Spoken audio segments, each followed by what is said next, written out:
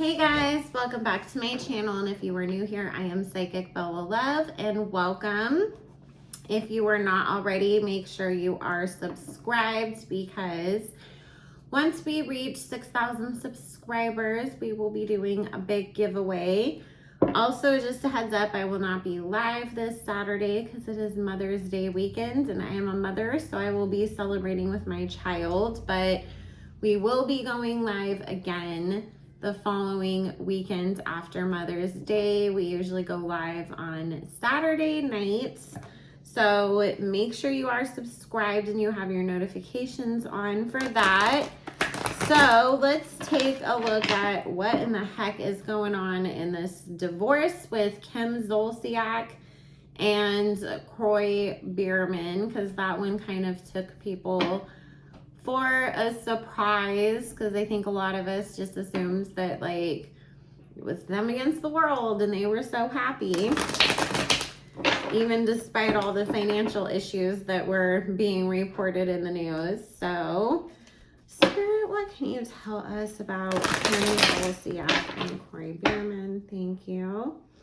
And if you ever wanted to book your own personal private reading with me, you can always do so at psychicbellalove.com. And right now, for the month of May, we do have some discounted 15, 20, and 30-minute appointments.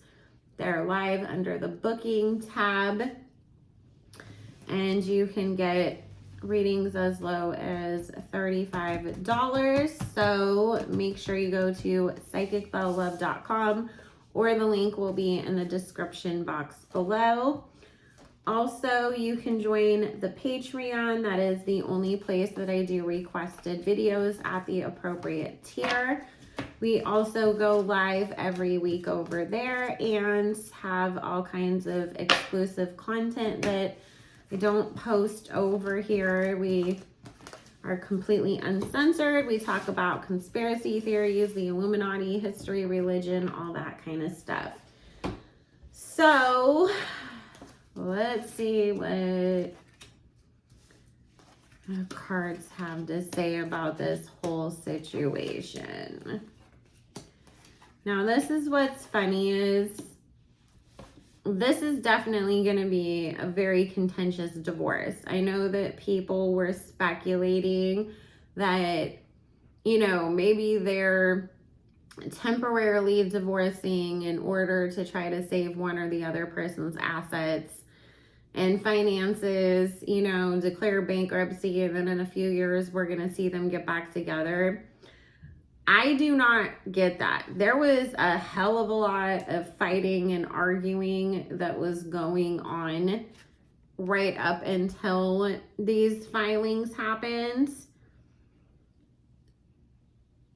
Kroy is coming up as feeling like he was not being respected as the man of the house. And he does feel like once, you know, he wasn't bringing in the big bucks, and then once Kim wasn't bringing in all that same amount of money, you know, because obviously their show stopped filming, he stopped playing football. It's like, I'm not, you know, Mr. Moneybags anymore. And then on top of it, money isn't coming into the household the same way.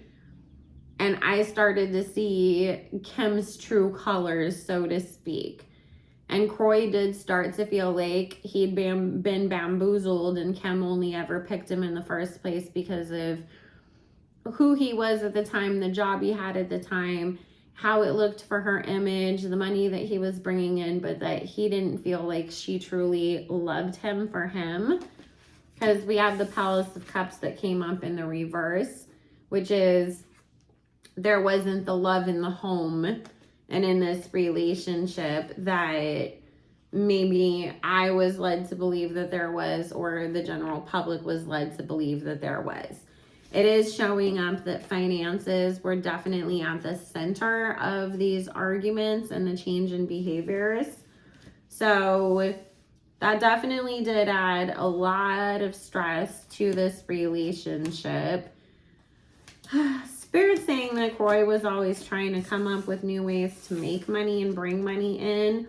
However, he wasn't being listened to, and, you know, it's like even when he wanted to cut budgets, Kim would still just spend without any regard as far as he was concerned. He also believes that Kim has feelings for another man.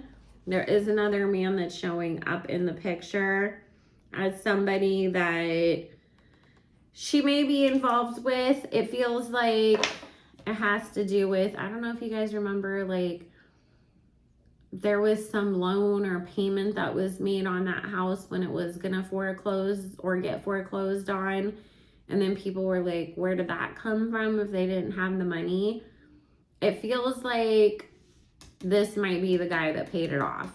This guy that's showing up as the King of Cups that Kroy feels like Kim is involved with. Like, oh, like, he might have just started off as your friend or this potential future business partner, but I definitely feel like the two of y'all were getting close behind my back and developing a relationship. So get ready, because we will hear a lot of stories coming out from their camps. I don't necessarily feel like Kroy himself is going to go out there and start doing a bunch of TMZ interviews, but I feel like it will be a lot of sources connected to the couple when really it's you used your burner account to message Page 6 and tell them, you know, your side of things while pretending that it was coming from somebody who works with them. You know, oh, it was the assistant, it was the mom, it was this or that person. So we haven't even started to hear the beginning of it yet. Spirit, what can you tell us about Kim going forward? Thank you.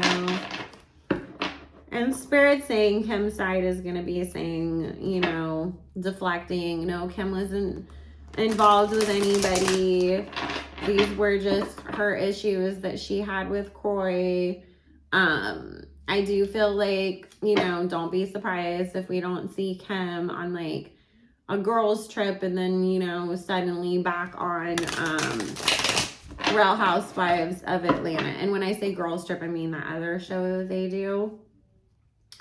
Because she needs a paycheck. She's got a lot of bills to pay right now, but also she's going to capitalize off of this to put herself back out there in front of, you know, the TV land again, so to speak, and to, you know, it's like, obviously I have a storyline now and things are going to be interesting, and aren't y'all going to want to see, like, you know, what my side of things are.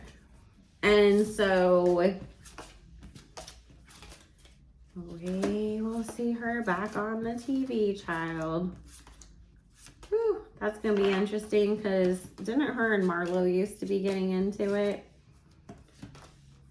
I feel like they did. I don't know. I haven't watched the show in a long time. I just see the, like, catch-up clips and stuff.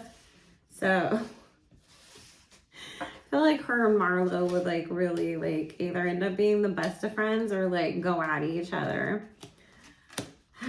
But Kim is determined to put herself back out there and make herself some new money again. She's also very ready to get out there and date again. Don't think that we're going to see Kim single for very long. She is going to find herself a man, even if it's not the same guy that, you know, Kroy was worried about.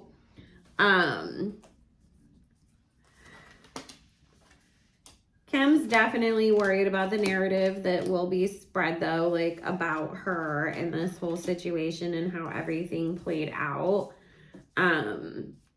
So I do see, you know, beyond the money motivation and the wanting to advertise to the world that I'm single, part of being on the show, it is, I want to try to get in front of things and control the narrative of what's being said about me in this situation. she's going to blame a lot of the money issues on Kroy. She's going to say that he hid things from her. Both of them are going to blame each other. She spent all the time, she has a gambling problem. Well, he didn't tell me that bills weren't being paid. He said he was taking care of it because that's the role that he wanted as the man of the household. And it's just pointing the finger at each other as the bad one, so to speak, because neither of them wants to have everything fall on them. They're definitely going to fight over, you know, the house, the kids, who gets what. Don't even be surprised if there isn't some CPS investigations that end up going on too, because, you know, people will be saying, oh, one time Kroy let the dog run around inside the house and the kids were screaming, and then he yelled at the kids not to scream at the dog, and, you know, kind of dumb shit like that, where each one is trying to kind of prove their point, so to speak, so that the courts take their side. But I do feel it being more of a 50-50 agreement when it comes down to who ends up having the kids, you know, in that situation. But it is going to be messy, guys, and we are going to see Kim move on pretty fast. I think Kroy is going to try to stay single for a bit to kind of prove a point too. Like, I was invested in this relationship and I wasn't trying to run away, and I wasn't trying to, you know, go hook up with somebody immediately after we split up in order to, you know, prove a point. Like, I'm settled, I'm the dad, I'm the nice guy in this situation. So it really was the money that tore them apart, but I say that Kim is definitely determined to get herself another guy that has some more money and has some liquid cash. She's going to be grinding out here, guys. Didn't people say Erica Jane has like a sugar daddy that's kind of like older in Vegas or something? I kind of feel like Kim's going to end up with another sugar daddy for a minute. I don't think she'll publicly claim it though, or want that to get out there. And I could see that being like a bone of contention between her and Marlo, you know, arguing like, oh, like, well, you got another sugar daddy, you got yourself a new big papa. No, I don't, you know, and trying to claim that she's the one that's paying all her bills and taking care of everything when things suddenly get paid off.